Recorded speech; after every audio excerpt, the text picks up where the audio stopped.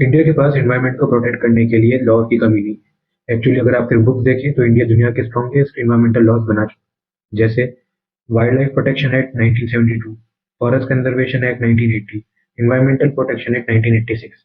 फिर भी जब हम ग्राउंड पे देखते हैं तब रिवर सूखती जा रही है, पहाड़ियाँ गायब होती जा रही है।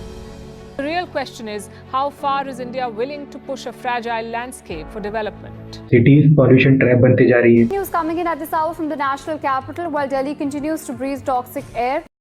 सवाल आता है, लॉ इतने स्ट्रांग है तो फेल क्यों हो रहे हैं? इन्वायरमेंट का इशू कभी भी इंडिया में एक प्रायोरिटी इशू नहीं रहा। जब तक फ्लड ना आ जाए, लोग हीट वेव से मरना शुरू ना कर दे, तब तक इन्वायरमेंट एक साइड टॉपिक रहता है। और जैसे ही डिजास्टर थोड़ा शांत होता है, हम फिर से डेवलपमेंट प्रोजेक्ट ग्रोथ की बात करने लगते हैं, और यहीं से प्रॉब्लम स्टार्ट होती है। इंडिया का डेवलपमेंट मॉडल एक अजम्पशन पे चलता है, पहले इंफ्रास्ट्रक्चर बनाओ, पहले इकोनॉमी बढ़ाओ, इन्वायरमेंट बाद में देख लें। और इन्वायरमेंट कोई स्विच नहीं जो एक बाद में ऑन कर लोगे। जो पहाड़ी एक बार कट गई वो वापस नहीं आती, जो वेटलैंड बढ़ती गई वो पानी फिर अब्जॉर्ब नहीं कर पाएगी। और ये चीजें फाइल्स में नहीं दिखती। फाइल्स में सिर्फ नंबर दिखते हैं, इन्वेस्टमेंट, जॉब, जीडीपी कंट्रीब्यूशन। और जब प्रोजेक्ट क्लियरेंस के लिए जाता है तो उस स्टेज पे एनवायरमेंट को एक ऑब्स्टिकल की तरह ट्रीट किया जाता है। इसलिए क्लियरेंस सिस्टम का असली गोल होता है कैसे ना कैसे प्रोजेक्ट को ग्रीन सिग्नल मिल जाए। एनवायरमेंटल इम्पैक्ट असेसमेंट का नाम सुन के लगता है जैसे कोई साइंटिफिक न्यूट्रल प्रोसेस होगा। रियलिटी में काफी केसेस में रिपोर्ट्स कॉपी पेस्ट होती है, सेम लैंग्वेज, सेम चार्ट्स, बस लोकेशन का नाम चेंज कर दिया जाता है। और लोकल लोगों से पूछा तक नहीं जाता, या फिर ऐसी लैंग्वेज में पब्लिक हियरिंग होती है जो लोगों के समझ नहीं आए। और जब कोई जेन्युइनली अपोज करता है तो उसे एंटी डेवलपमेंट बोल दिया जाता है। ये एक बहुत पावरफुल लेबल है, क्योंकि इंडिया जैसे देश में डेवलपमेंट का मतलब सिर्फ रोड्स, बिल्डिंग्स नहीं होता। ये एक इमोशनल वर्ड है फॉर एन इंडियन पीपल। अगर आप किसी प्रोजेक्ट पे सवाल उठाते हो तो तुरंत ये फ्रेमिंग बना दी जाती है कि आप ग्रोथ के खिलाफ हो, जॉब के खिलाफ हो, और नेशन बिल्डिंग के खिलाफ हो। पर असली सवाल कभी पूछा नहीं जाता, किस टाइप का डेवलपमेंट और किस प्राइस पे। लोग बोलेंगे कि माइनिंग से रेवेन्यू आता है, पर उसके बाद जो ग्राउंड वाटर खत्म होता है, जो विलेजेस माइग्रेट करते हैं, जो हीट इंक्रीज होती है, वो कॉस्ट बैलेंस शीट में नहीं लिखी जाती। वो कॉस्ट फ्यूचर जनरेशन पे करती है, और यही पॉलिटिक्स एंटर करती है। इन्वायरमेंट डिसीजंस अक्सर शॉर्ट टर्म पॉलिटिकल साइकिल के हिसाब से लिए जाते हैं। एक गवर्नमेंट का टेन्योर 5 साल का होता है, पर इन्वायरमेंट का डैमेज 50 साल बाद दिखता है। इसलिए इंसेंटिव ही नहीं होता कि कोई लॉन्ग टर्म इकोलॉजिकल गोल डिसीजन ले।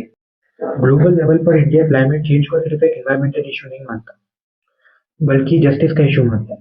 इंडिया का कोर आर्ग्यूमेंट ये रहा है कि क्लाइमेट चेंज सबका प्रॉब्लम है, पर रिस्पॉन्सिबिलिटी सबकी इक्वल नहीं हो सकती। क्योंकि अगर हम हिस्टोरिकल इमिशंस देखें तो यूरोप और नॉर्थ अमेरिका ने अपना डेवलपमेंट कोल और ऑयल पे खड़ा किया है। फैक्ट्रीज, हाईवे, सिटीज सब कार्बन बंद करके बनाए गए। और जब एटमॉस्फेयर ऑलमोस्ट सेचुरेट हो चुका तब डेवलपिंग कंट्रीज को बोला गया कि अब तुम लिमिट में रहो।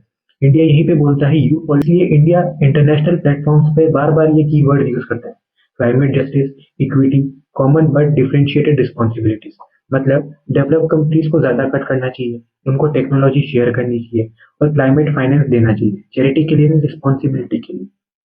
और ये आर्गुमेंट गलत भी नहीं है, क्योंकि इंडिया की पर कैपिटा इमिशंस आज भी यूएस और यूरोप से काफी कम है। इंडिया के मिलियन लोग आज भी बेसिक इलेक्ट्रिसिटी, कूलिंग, ट्रांसपोर्ट के लिए स्ट्रगल करते हैं। अगर इंडिया सडनली बोल दे कि हम डेवलपमेंट ही नहीं करेंगे, तो इसका कॉस्ट सबसे ज्यादा पुअर पॉपुलेशन उठाएगी। इसलिए ग्लोबल स्टेज पर इंडिया का एक केयरफुल बैलेंस दिखता है। ये कंट्री डेवलपमेंट भी चाहती है, इमिशन को भी रोकना चाहती है। और यही एक अनकंफर्टेबल क्वेश्चन उठता है। अगर इंडिया ग्लोबल फोरम्स पे क्लाइमेट लीडरशिप की बात करता है, रिन्यूएबल एनर्जी टारगेट दिखाता है, नेट जीरो टाइमलाइंस अनाउंस करता है, तो डोमेस्टिक लेवल पर फॉरेस्ट का डाइवर्जन, वेटलैंड्स का लॉस और अर्बन प्लानिंग का कॉस्ट कैसे जस्टिफाई होता है? इस पूरे पिक्चर में सबसे ज्यादा इग्नोर फैक्टर पब्लिक है। देखिए, पॉलिसी मेकर्स, कोर्ट, मिनिस्टर सब तब रिएक्ट करते हैं जब प्रेशर बनता है, और प्रेशर तब बनता है जब पब्लिक को लगता है कि ये इशू पर्सनल है। इंडिया में एनवायरमेंट को अक्सर एक एब्स्ट्रैक्ट टॉपिक बना दिया गया है। ग्लेशियर्स मेल्ट हो रहे हैं, फॉरेस्ट कट हो रहे हैं, एनिमल्स एक्सटेंट हो रहे हैं। ये सब सुनने में सीरियस लगता है, पर ज्यादा लोग इससे इमोशनली कनेक्ट नहीं कर पाते। पर जब एनवायरमेंट डायरेक्टली डेली लाइफ को हिट करता है तब नैरेटिव चेंज होता है। जब पानी टैंकर के लिए लाइन लगती है, जब समर में टेम्परेचर 50 डिग्री सेल्सियस के भी पार पहुंच जाता है, जब फ्लड सिटी के अंदर आ जाते हैं, जब सांस लेने में दिक्कत होती है, तब सडनली एनवायरमेंट एक टॉपिक नहीं, प्रॉब्लम बन जाता है। और साइलेंस भी एक डिसीजन होता है। इन्वायरमेंटल लॉस तभी इफेक्टिव होते हैं जब उनके पीछे पब्लिक प्रेशर हो। कोर्ट्स ने भी कई बार स्ट्रॉन्ग ऑर्डर दिए, पर कोर्ट भी ग्राउंड रियलिटी में तभी स्ट्रॉन्ग होती है जब सोसाइटी इशू को उठाती है। इसलिए इंडिया में इन्वायरमेंटल प्रोटेक्शन अक्सर एक हीरोइक टॉपिक माना जाता है। किसी जज का बोल्ड ऑर्डर, किसी एक्टिविस्ट की लड़ाई, किसी जर्नलिस्ट की इन्वेस्टिगेशन, पर रूटीन गवर्नमेंट प्रोसेस नहीं बन पाता। और जब सिस्टम हीरो पे डिपेंड करने लगता है तो फेलियर का रिस्क भी उतना ही बड़ा हो जाता है।